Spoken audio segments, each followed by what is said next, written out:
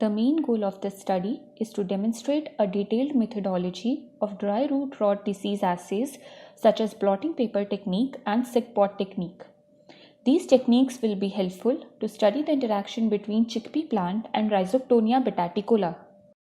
Understanding the chickpea plant interaction with the fungal pathogen Rhizoctonia bataticola is agriculturally important.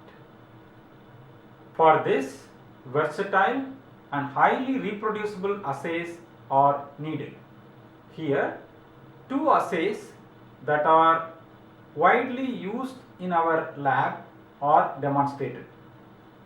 One of them is blotting paper based and the other is sick pot based assay.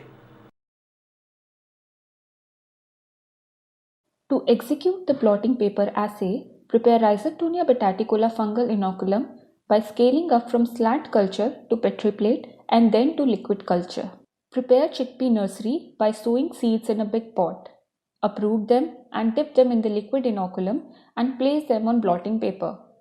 Observe for disease symptoms, namely necrosis on the root, root rot and leaf yellowing 8 days after inoculation. Shown here is in a nutshell the steps in blotting paper technique.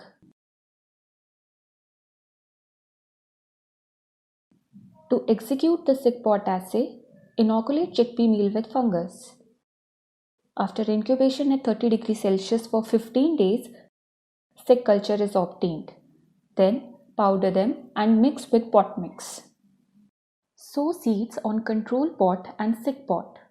On the following days, observe for symptoms, namely necrosis on the root, root rot and leaf yellowing on the infected plants 10 days after sowing.